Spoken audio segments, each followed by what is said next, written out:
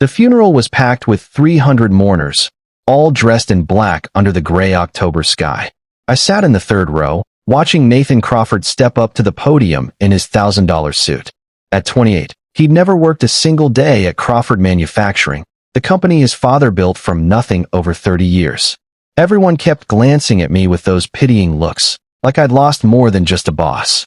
They whispered about how I'd been Walter's right hand for 15 years, how devastated I must be. If only they knew about the sealed envelope burning a hole in my jacket pocket. Nathan's voice cracked as he spoke about his father's legacy. Dad always believed in family values, he said, gripping the podium. He built this company for future generations of Crawfords. The crowd nodded solemnly. I shifted in my seat, feeling the weight of the document against my chest. Walter's attorney had handed it to me just 2 days ago with strict instructions. Don't open this until you absolutely have to, Harold. I tightened my grip on the envelope, wondering when the right moment to open my mouth would finally come. 2 days earlier, I'd been sitting in my cramped office when the phone rang. Harold, this is Franklin Moore, Walter's attorney. Can you come to my office immediately? He left you something significant. My hands shook as I drove downtown to Moore's law firm. In his oak-paneled office, Franklin handed me a thick manila envelope with my name written in Walter's familiar handwriting. Go ahead, Franklin urged. Open it. Inside was a legal document with bold lettering at the top.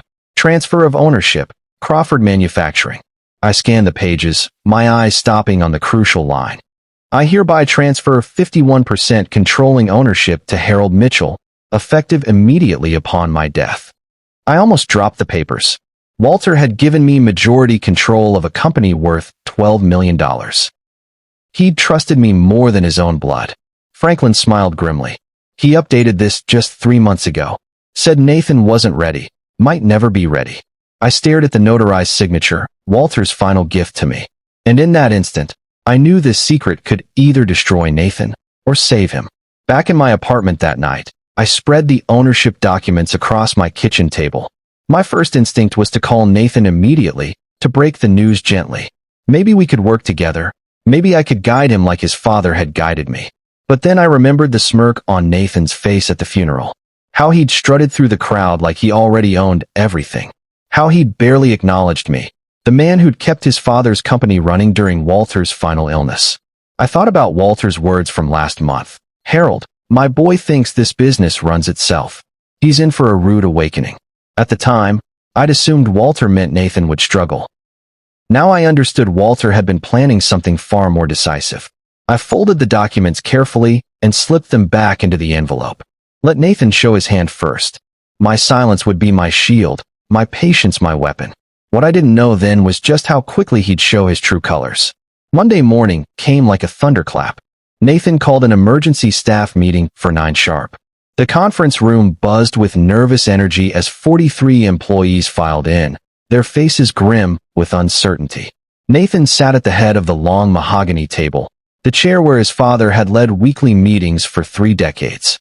He wore a navy suit that probably cost more than most people's monthly salary, his perfectly styled hair gleaming under the fluorescent lights. Listen up, everyone, Nathan announced, his voice carrying the arrogance of inherited power. Things are going to change around here.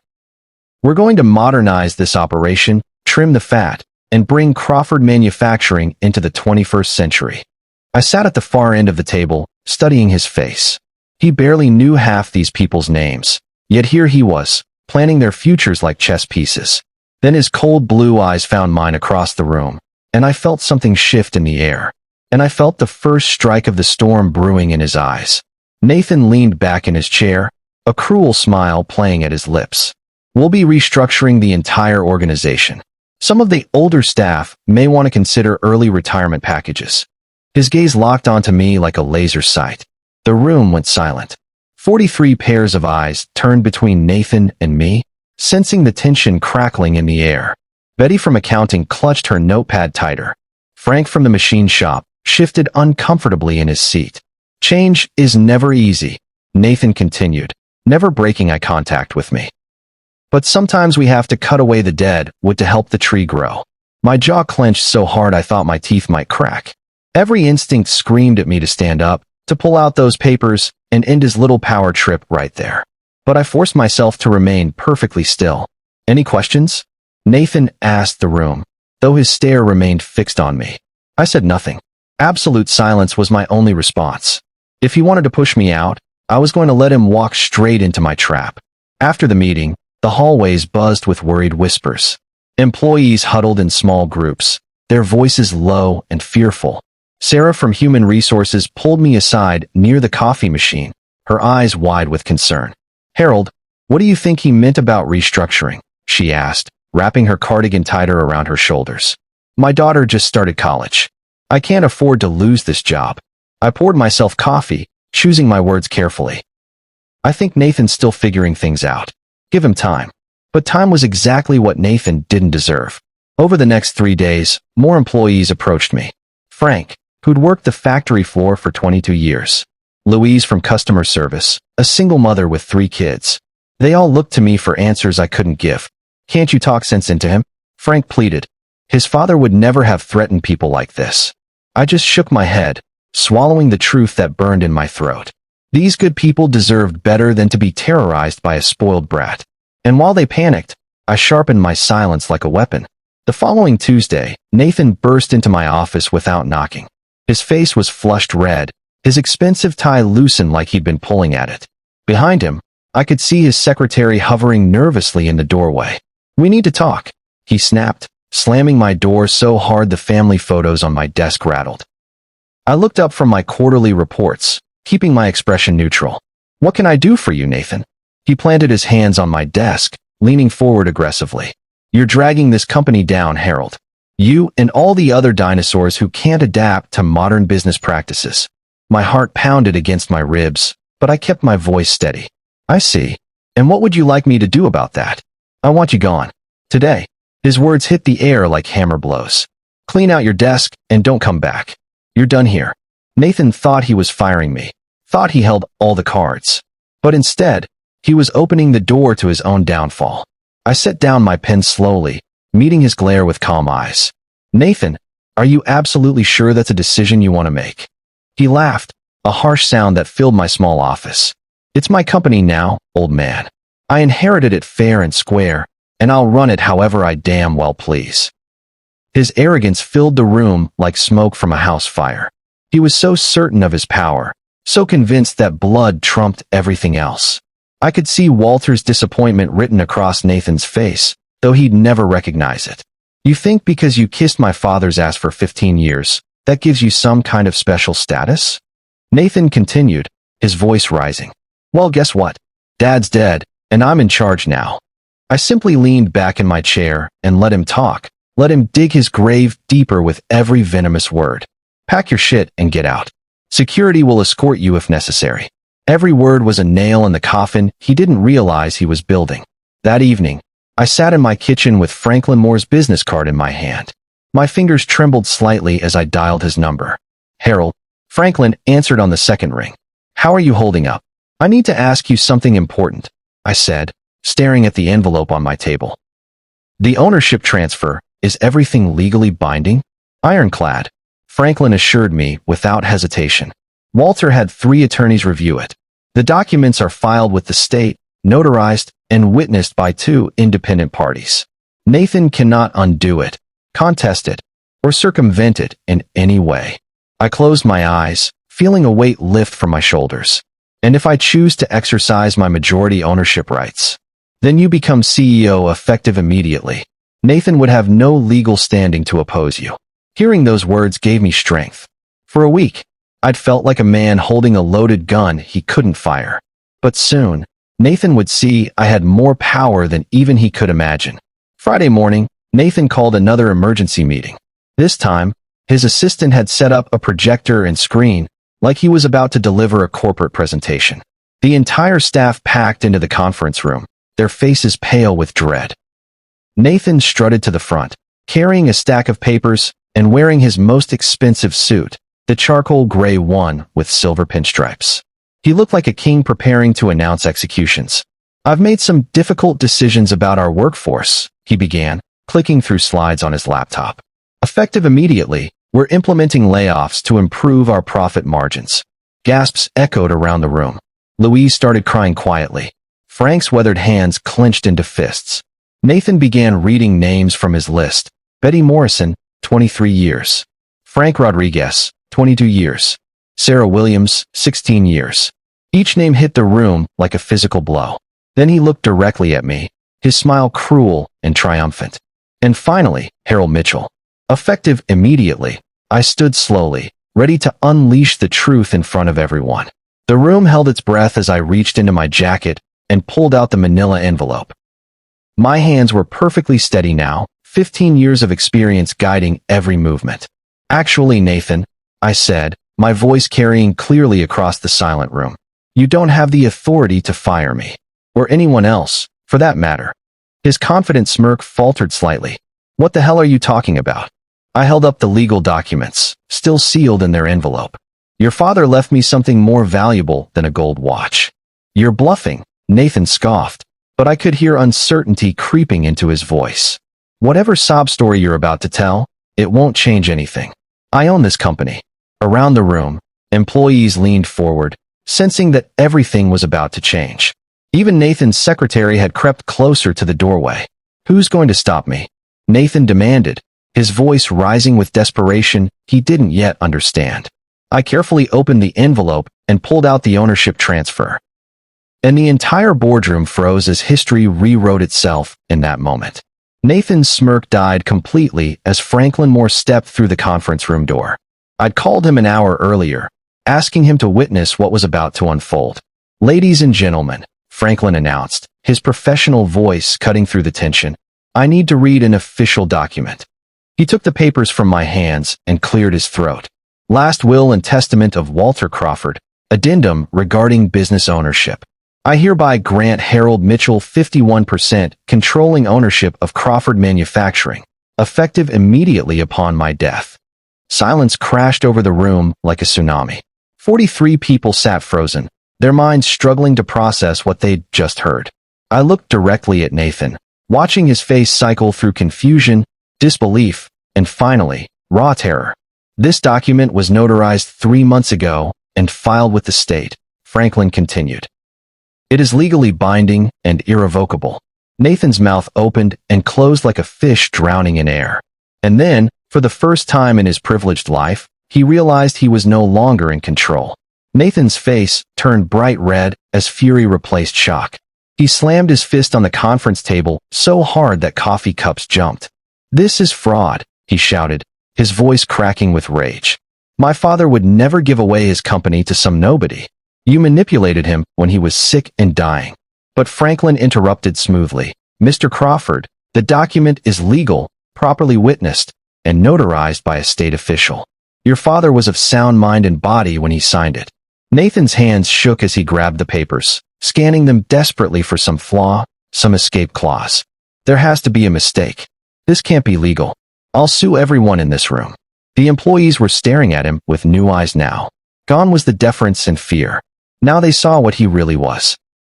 A spoiled child throwing a tantrum because someone had taken away his toy. This is my birthright. Nathan screamed, spittle flying from his lips. He could scream all he wanted, but the walls of power were closing in. The 5 board members who'd been sitting quietly at the side table suddenly came alive.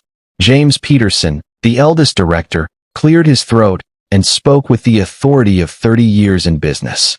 If Harold holds majority ownership, then Nathan, you are no longer the CEO of this company. You don't run Crawford Manufacturing. He does. Nathan's jaw dropped as the reality hit him. The other board members nodded solemnly, their allegiance shifting in real time. Furthermore, added Margaret Williams, the company's financial advisor, any decisions you've made in the past week, including these layoffs, are null and void. The employees began to whisper among themselves, relief and amazement replacing their earlier terror. Nathan looked around the room desperately, searching for allies who were no longer there. His kingdom had evaporated in the span of 5 minutes. You can't just take everything away from me, he pleaded, his voice small and broken. This was supposed to be mine. The power he thought was his birthright was crumbling like sand through his fingers, and I hadn't even begun to show the evidence of his recklessness. I walked slowly to the head of the conference table where Nathan still sat. He looked up at me with a mixture of hatred and desperation, but he didn't speak. "Nathan, please move to another chair," I said quietly. For a moment, I thought he might refuse. His knuckles went white as he gripped the armrests of his father's chair. But then Franklin coughed meaningfully, and Nathan realized he had no choice. He stood unsteadily and moved to a side chair, looking like a dethroned king forced to bow before his successor. I sat down in Walter's chair, my chair now, and felt the weight of 15 years of preparation settle on my shoulders. The leather was still warm from Nathan's presence, but it fit me perfectly. "This meeting will continue," I announced calmly, looking around the room at faces filled with hope for the first time in a week. "But first, let me make something clear. Nobody is being laid off. This company succeeds because of people like you." But in my mind, I was already planning Nathan's permanent removal. Over the next 3 days, I methodically reviewed every decision Nathan had made since his father's funeral. What I found made my blood boil with righteous anger. He'd authorized himself a company car, a $60,000 BMW. He'd ordered a complete renovation of his father's office, spending $40,000 on marble fixtures and imported wood paneling. Most damaging of all, he'd booked a business trip to Vegas that was clearly personal, charging $15,000 in hotel and entertainment expenses to the company. I sat in my office with a calculator, adding up his reckless spending. In 2 weeks, Nathan had wasted over $100,000 of company money on his personal comfort. The employees had noticed too.